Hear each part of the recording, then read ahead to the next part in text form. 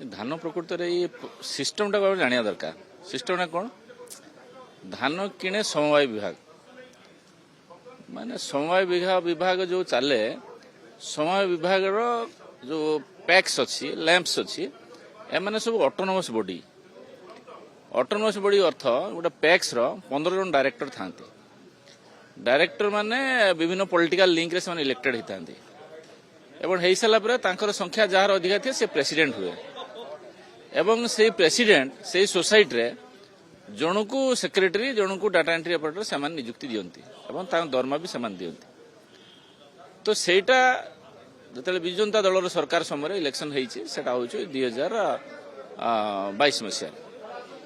तो 22 मसीहा जो कोऑपरेटिव इलेक्शन होता से मैक्सिमम जगह डायरेक्टर मैंने जीति अधिक संख्यार डायरेक्टर जीतवर से प्रेसिडेंट कर तो सोसाइटी गुड़िक से कंट्रोल कब्जा अच्छी एवं सेक्रेटरी माने द्वारा नियोजित कर्मचारी तेणु से सिस्टमटा जो काम कर समवाय विभाग प्रथम पॉइंट जे प्रोक्योरमेंट करे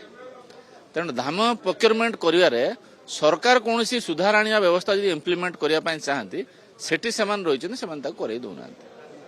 एवं जदि करुँचे बहुत किसी व्यतिक्रम विभ्राट करुँच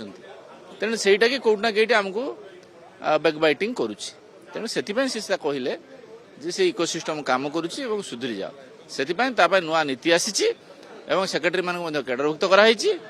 से सेक्रेटरी पुणी ट्रांसफर एगेन्स्ट एक्शन नवा ना समस्त योजना सरकार जो धान किणुंट एम कहते धान किणवार स्टाटिस्टिक्स ने होश उड़ी धान किणवार स्टाटिस्टिक्स से जानी ना एम कहते धान किणुना तो धान किणाटा कौन क्विंटाल हो टन रे होची ना बैनर रे होची